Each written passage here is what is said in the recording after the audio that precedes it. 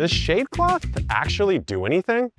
Or are we making our lives a little harder in the garden than they have to be? To get this experiment going, I have selected the almighty pepper to grow out. Why? Because it loves the heat, but it can get dominated by too much sun. Over about 85 to 90 degrees Fahrenheit for a lot of varieties, it can start to struggle. So I thought maybe shade cloth, weirdly enough, would keep these hot peppers a little cooler. Now, this reminds me of an experiment we did a while ago where our resident garden hermit Jacques used frost cover, which is a little bit lighter weight and light colored, to speed his peppers up. It boosted the temperature underneath the cover, which kickstarted the peppers' growth for the season. In this case, I'm hoping to cut back some of that sun. So let me show you the varieties that we've chosen. I have 3 because not all peppers are created equal. I have a Thai hot chili right here, very classic, very delicious.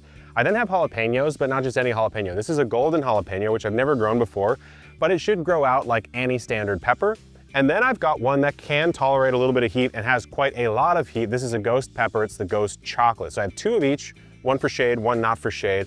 We're gonna plant them the same way you'd plant almost any pepper, not doing anything fancy there. I'm gonna space them about 18 inches apart in 2 different rows, plop this on, and we're gonna see what happens.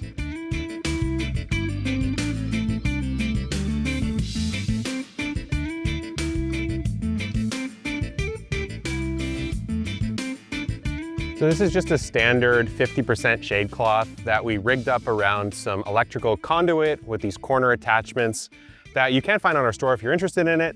But I'm just going to kind of push it down into the soil a bit, and then we'll put our non-covered ones in. So I don't have to put the shade box all the way down. I'm gonna get a lot of nice airflow coming through here. If I was worried about pests, maybe I would, but my sun's direction is really just like this. So I'm mostly trying to avoid this angle and this angle, which this is definitely going to do. By the time light could get through here, direct sunlight, it would be like 5 or 6 p.m. So I'm not too worried about that. Let's get these in the ground. I'm curious if I'm gonna see earlier peppers perhaps, if I'm gonna see maybe more vigorous peppers, faster growth. Comment down below what you think, but I'm honestly not sure what's gonna happen.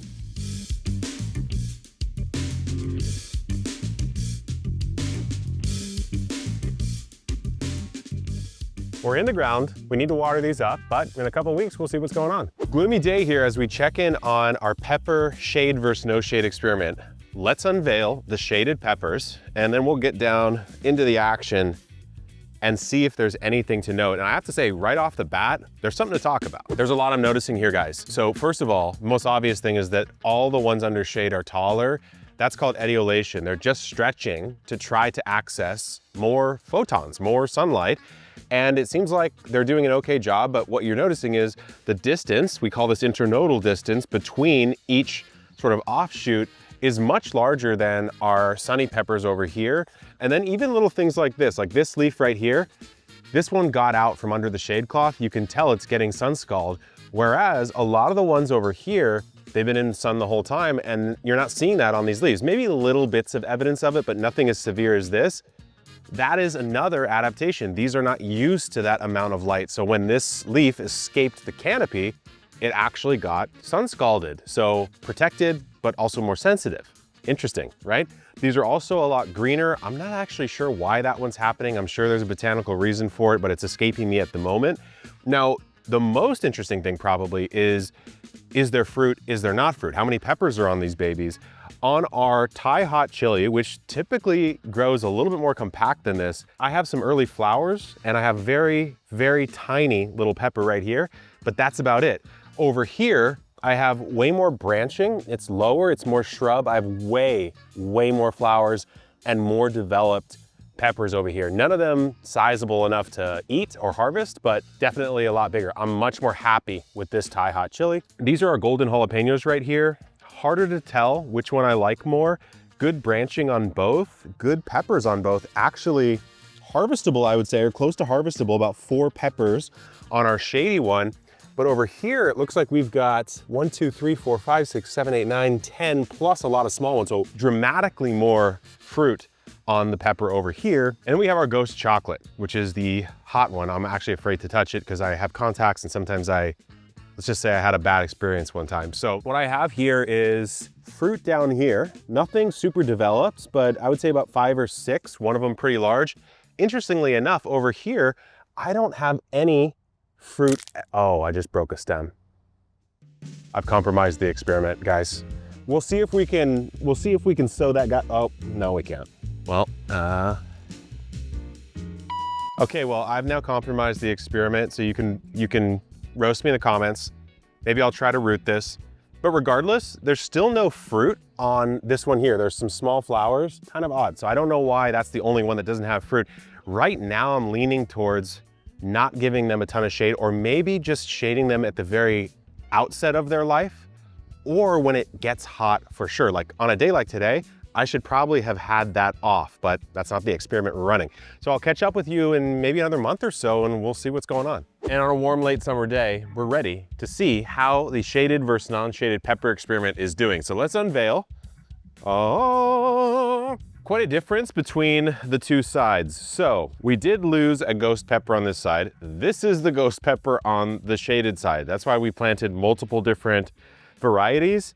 So I'm gonna pull them, but already what you see is a lot taller, but I suspect a bit less fruit. So what we're gonna do is grab this one out of the ground. I mean, just look at how vigorous this plant is, but you can see the distance between the nodes is very, very wide. It's stretching a lot. It's been under for a couple months now. So there's our ghost. Over here we have the golden jalapeno, which is a little bit taller, a little bit bushier on this side, but it does seem to be more pepper on the side that was in sun, and also a bit more ripe, if I do say so. We'll do a final count, but at first blush, you can tell there's a very significant growth difference here. We've got sunny pepper and shady pepper. I'll hold them upside down so you can just see. A lot taller and less fruit on the shaded one. Okay, and perhaps most interestingly, at least to me, there's a huge difference in growth here. This is the Thai hot chili. We've got one that's about 3.5 feet tall, and one that is no more than about 2 feet tall, but the pepper difference is the most stark out of all the examples. So take a look right here. That is a huge difference. I would say, just on a quick estimate, I'm gonna count them right after this, it's probably 5 times as many peppers on the sunnied out Thai chili compared to this one here.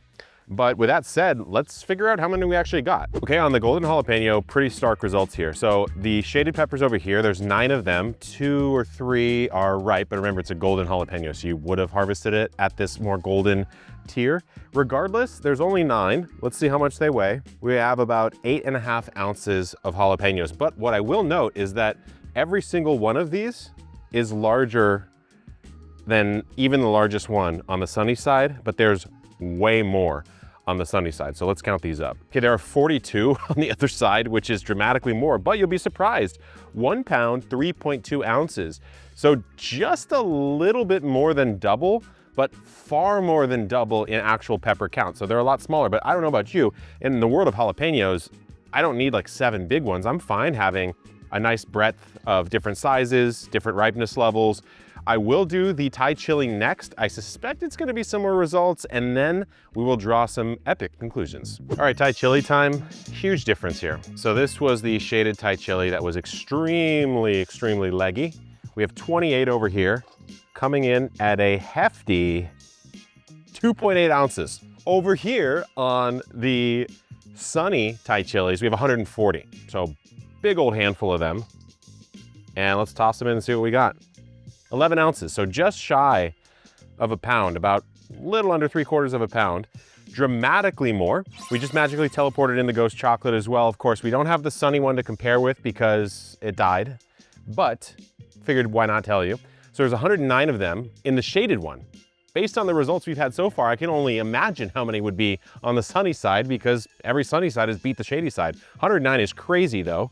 Weighing in at 1 pound, 2.3 ounces. Of course, we don't know how many would have been on the sunny side, but contrary to what you might think I'd say, well, results show that we should just put them in the sun. There's no point in shading out the peppers. But here's what we didn't consider. We did this as more of a pure grow out. We didn't do any adjustments throughout the growing period. So the shaded peppers were in the shade the entire season long, as were the sunny peppers. So the biggest difference we noticed is that early on, these shaded peppers did a lot better. They took off faster, they were greener, there was better branching, but somewhere around 40 to 50% through their life cycle, they started to stretch and they started to underdevelop by way of actually setting fruit. So I think what I would do is cover my peppers in a shade cloth of 30 to 50% light blockage, either when it's an extremely hot day above 90 degrees Fahrenheit or so, or earlier on in their life, especially after transplant for the first 2 to 3 weeks. Then I might just remove it for the whole season, only putting it back if light or heat is simply too intense for them. But I think the peppers are gonna want the sun if they can handle it. I actually found this was a pretty interesting experiment, so I gotta figure out what to do with these peppers. Maybe I'll do that over on Epic Homesteading, my secondary channel where I talk about what's going on here at the homestead. And if you wanna try out any of our pepper varieties, you can always do that by supporting us at botanicalinterest.com. We'll ship them straight to your door for next season. Till next time, guys, good luck in the garden and keep on growing.